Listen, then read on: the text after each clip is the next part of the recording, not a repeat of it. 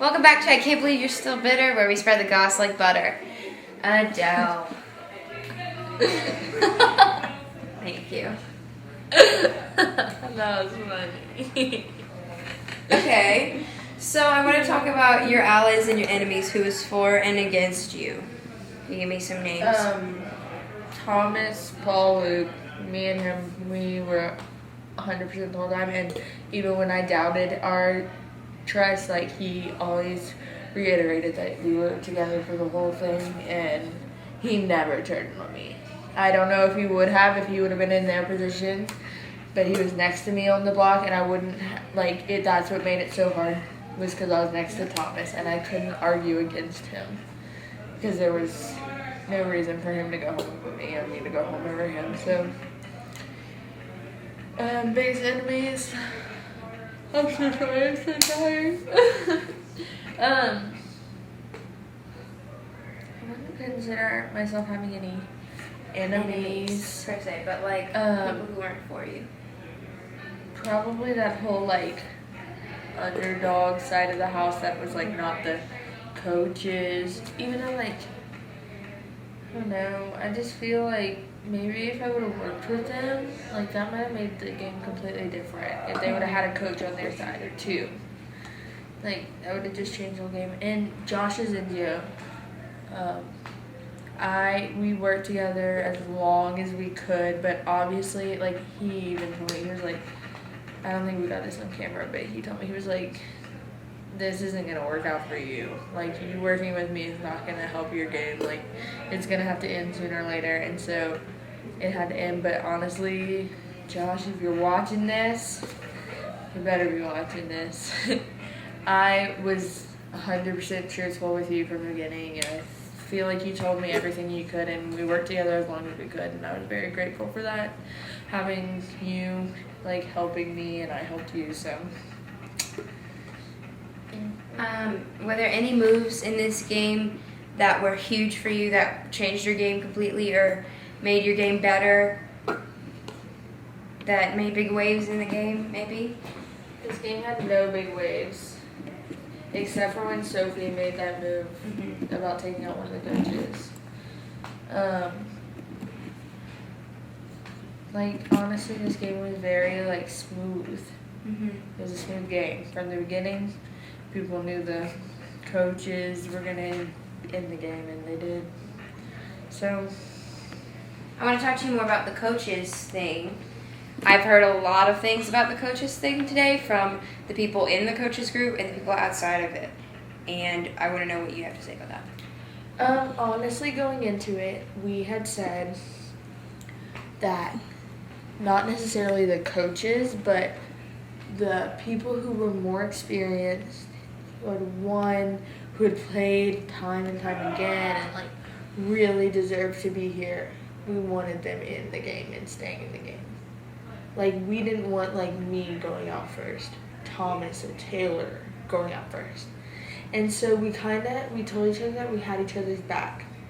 Some of the coaches took that as, oh, we have a final 6, final 7. And it honestly was not a thing. There were many times that I wanted to turn on them, but when the underdog, not coaches, whatever, I wouldn't consider them underdogs, but not coaches side of the house started coming after us, they put a divide in the house. They put that there that made it, we have to be coaches against everyone else. And which was not smart on their part, because we outnumbered them the whole game.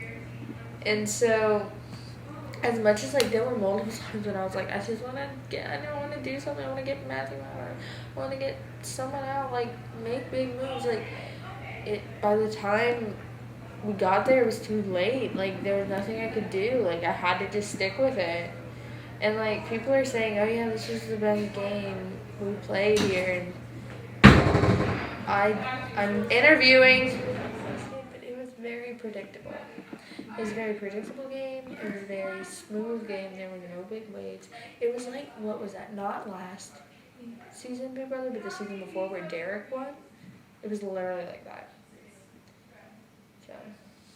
Okay, I want to talk about your comps today because I watched you bust your ass in some comps and I watched you throw some comps. Yeah. But you played a lot today. You did a lot of competitions. I want to talk to you about that. I did every single veto except one. Mm-hmm. I played in every single veto except one. Literally, like, because there's no vetoes left. Like, hey, so it's okay. And yeah, I threw a lot of them. And I busted, like, there was one where I had to put my hands on the floor and feet on the wall. And I did it for 2.5 minutes. My arms were turning purple. I could see them, like, blotching with purple and red, like an old lady's arms. And, like, it literally depended on if I needed to win or not. Yeah. If I needed to win, I went for it. If I knew one of my allies needed to win, I threw it to them. Yeah. Like, it just depended, and I feel like I was pretty good at judging when I needed to win. But the thing is, I know when I'm going to lose a challenge because I know what I'm good at and what I'm not. I'm not good at running. If you make me run, I will lose. I will lose. I'll try my best, but I will lose. If you make me do a puzzle against Holly Guidry, I'll lose.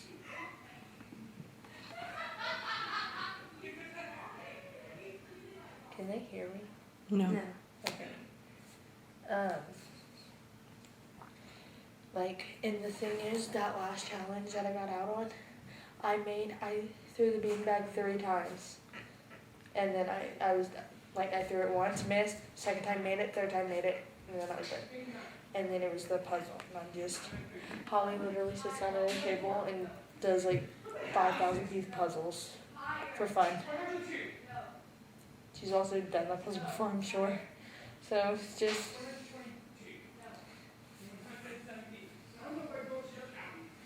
And how are you feeling about the competitors and all of that with the comps? I mean, like, the comps made a lot of the game different for you, you know? And how did you feel about the people in them and, like, what you were doing it for when it wasn't for yourself or when it was for yourself? Well, there were a lot of comps that I threw to other people, and 9 out of 10 times it was the right reason and everything worked out for me. There were also comps that I busted my butt for someone else, and when it was time for them to repay me, they didn't. And so now it's like, if I wouldn't have done that, if I would have fallen when my arms started getting tired or whatever, like, I might still be in the game right now. So yeah, if you could go back in time and go back and, like, do things differently, would you have done everything you did with your comps, with the veto challenges? most of the game, yes. And honestly, all of the game, yes. Because, like, it happened for a reason. Like, I got out when I got out for a reason. Like, whatever. I just wish, if I could change anything, I wish I would have won that last veto challenge. If I had to win any challenge in the game, that's the only one I needed to win. It's the only one I needed to win. So, and, like, honestly, if it would have been, if the thing is, what I struggle in is the nighttime challenges. It's always the challenges when it gets to nighttime that I struggle with. Because I'm, like, captured the flag, win every time. The game with the pantyhose on my head, that was the first time I lost ever, and it was like, whatever. So, lastly, on a scale of 1 to Brody's Gourmet Queso, how heated are you about the turnout of this game? How heated? Well, I've never tasted Freddy's Honey Queso. Oh my god. How dare you? I know. But you can And imagine you that it's claim to warm. love him. Well, I'm pissed about when I went home, but like, the game was so predictable. Like, if I was mad about it in the first round, and like I'm over it by now because like, the game is exactly what everyone knew the game was gonna be. So. Okay. Well, thank you for being here, and I'm sorry you were evicted. This has been I Can't Believe You're Still Bitter.